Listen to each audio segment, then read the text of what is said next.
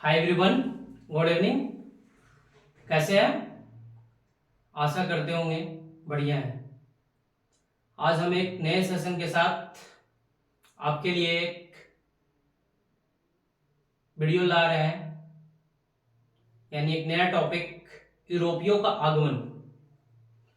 तो जैसे ही आपने यूरोपियों का आगमन देखा होगा, आपके दिमाग में आना चाहिए कि आखिर ये यूरोपियों का आगमन ही क्यों नाम दिया गया।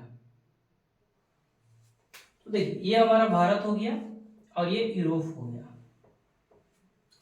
तो जो भारत के साथ व्यापार था मेरे भाई, ऐसा नहीं कि आज हो रहा है। भारत के साथ जो व्यापार था वो सिकंदर एवं डेरियस के समय से, यानी आरंभिक शताब्दी, पहली शताब्दी से ही व्यापार होता आ रहा है। आज ये नया व्यापार नहीं है। यहाँ पे लिखा हुआ है कि भूमध्य सागरीय क्षेत्र से भारत के व्यापारिक संबंधों का लंबा इतिहास रहा है।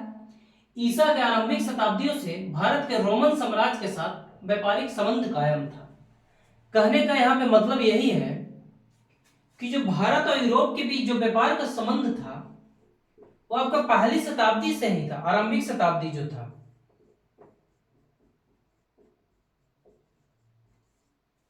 और यूरोप में मेरे भाई उस वक्त रोमन साम्राज्य का था, रोमन साम्राज्य था,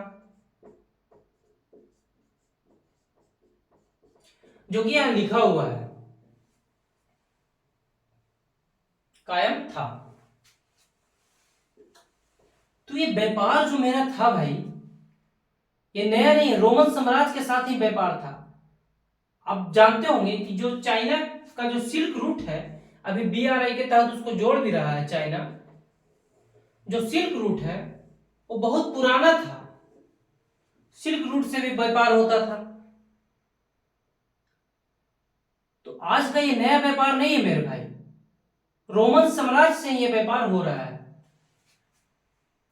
और ये जो व्यापार था आपका, इधर देखिए भारत है, मुंबई से होते हुए इधर आपका मतलब लाल सागर होते हुए, भूमध्य सागर होते हुए कहा यूरोप तक पहुंचता था। इधर जो हार्मुज स्टेट है, उसके तहत भी यूरोप से व्यापार होता था। इधर सिल्क रूट के माध्यम से इधर व्यापार हो रहा है यूरोप के तहत। इधर दक्षिण पूर्व एशिया, मलक्का स्टेट तक क्या हो रहा है, व्यापार हो रहा है। तो कई सदियों से पहले से व्यापार हो रहा है यहाँ पे, आरंभिक शताब्दियों से ही। लेकिन यहाँ पे एक क्वेश्चन है कि आखिर ऐसी क्या स्थितियां बनी थी, आखिर ऐसी कुछ तो स्थितियां बनी होगी जो यूरोपियन ने वैकल्पिक मार्ग की खोज की, यानी समुद्रिक मार्ग की खोज की।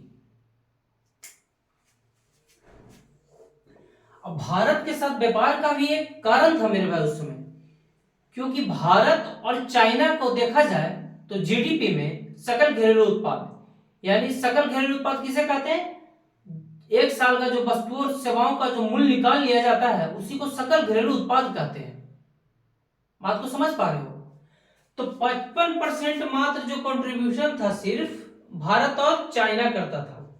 सोचो उस वक्त भारत के पास अपार संसाधन था, अपार मतलब बहुत ज्यादा, उस वक्त सोने की चिड़िया कहा जाता भारत को, बहुत ज्यादा संसाधन था। अब भारत जो हमारा पड़ जाता है वो मध्य में पड़ जाता है, इधर आपका पश्चिम मेडिटेरियन सी हो गया, इधर पूरा में जापान, इधर इधर मध्य में भारत हो गया। तो भारत एक आर्थिक रूप से बहुत धनवान था, मतलब बोले तो बहुत ज्यादा भारत के पास आर्थिक संपत्ति थी। बता तो रहे आपको, भारत और चाइना मिलकर टोटल जीडीपी में 55% का कंट्रीब्यूशन था।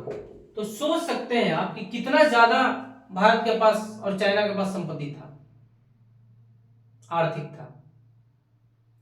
तो यहां पे हम बता रहे थे मेरे भाई कि आखिर ऐसी क्या स्थितियां बनी कि यूरोप को एक समुद्री मार्ग यानी वैकल्पिक मार्ग की खोज करना पड़ी, और स्पेन और पुर्तगाल इसमें सबसे पहले भागीदारी होते हैं। स्पेन से कोलंबस आपका आता है, जो कि पूरब की ओर अमेरिका की वैकल्पिक मार्ग की खोज करता है, और आपका पुर्तगाल से वास्को डी गामा खोज करता है। तो इसको हम बताएंगे कल की वीडियो में कि आखिर ऐसी क्या स्थितियां बनती है और सबसे पहले कौन आते हैं। आज का सेशन इतना तक ही हम समाप्त करते हैं। Thank you.